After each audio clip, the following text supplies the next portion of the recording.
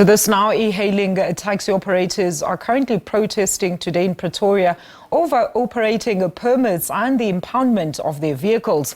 The drivers operating on Uber, Bolt and inDrive platforms took to the streets to express their frustrations, and they plan to deliver a memorandum of demands to municipal leaders. And they are complaining that the Department of Transport in Gauteng is causing major delays for them to get permits as well as start operating.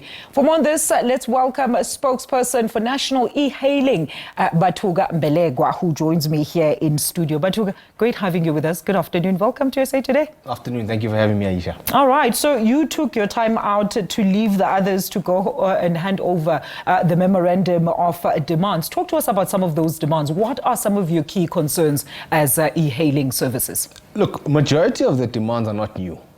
They are historical demands, and these are concerns we've been raising for over a decade. For a long time. We've been saying we need to look at influx control to control the amount of vehicles.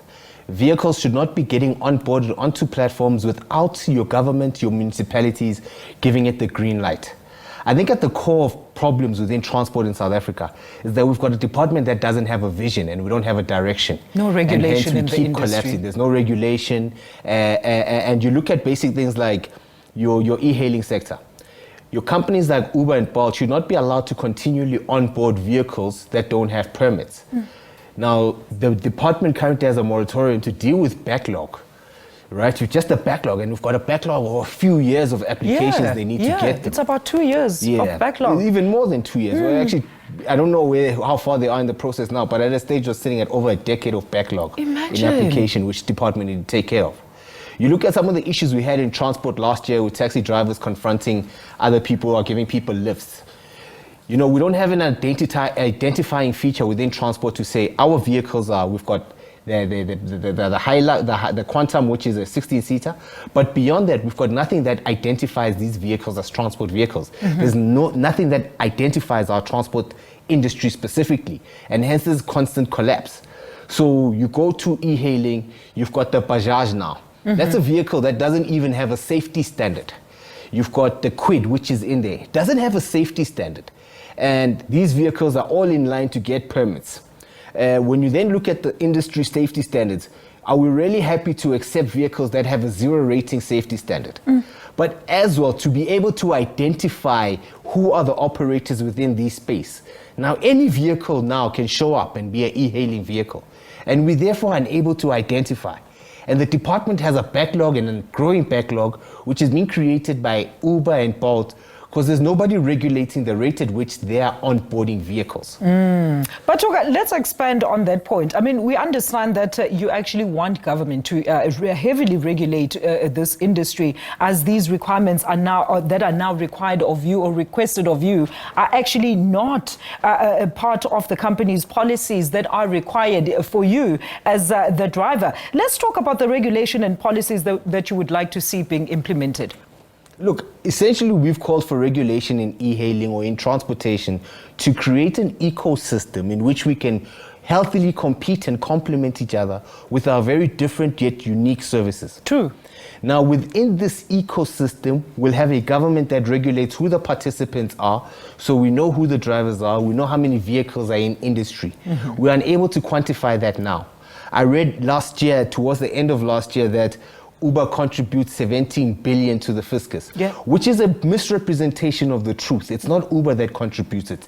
It's the drivers that pour on fuel. It's us that spend money within this economy. And it's to us that access bank the vehicle. We finance within this economy, right?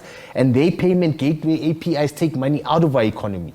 So we can't therefore celebrate them as a positive contributor to the fiscus. SARS can't even tell us what they've taxed us. But at the core of the problem, Aisha, is a Department of Transportation that doesn't have a vision for transport.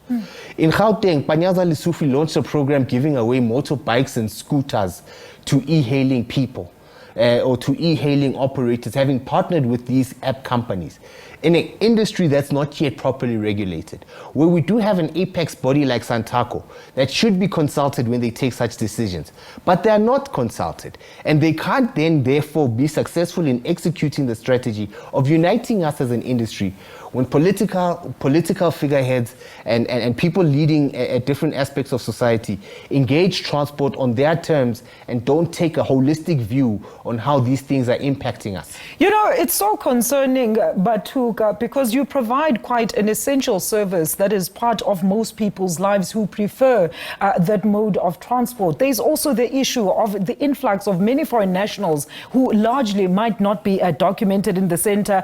Others, we understand, even buy profiles of South African drivers to use and share them amongst themselves. So this, of course, presents many challenges and opportunities for more crime to happen within the sector. So what are you calling on the Transport Department to give you at this stage? And how can they come about and meet you halfway, at least? I think department needs to firstly be a law. They need to take power.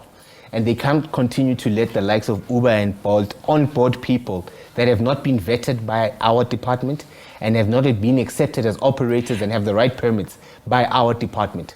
People are able to circumvent the system far too easily. And these are international companies, so you cannot hold them to account. There's not even an ombuds where you guys can take your complaints. Essentially, that's the biggest problem, and that we have an undefined working relationship with these app companies. And they are creating havoc and turmoil within our industry, within our country, and nobody's holding them to account. You understand? We really need to get to a point whereby we regulate. You know, you look at financial services, it's called regulation. Yeah. You've got telecommunications, it's called regulation. The problem here we are saying to government is you need to regulate with intent to defend the billions of investment that comes from homes and ordinary people just trying to participate in a positive way within the economy. And that's why you need to regulate. Now, them failing to regulate, a decade later of people dying, of hijacking, of blacklistings, of people being left in a very financially dire situation, we're still knocking a decade later saying, can we have a proper permitting regime that represents e-hailing? What are they saying? They don't know how to create it.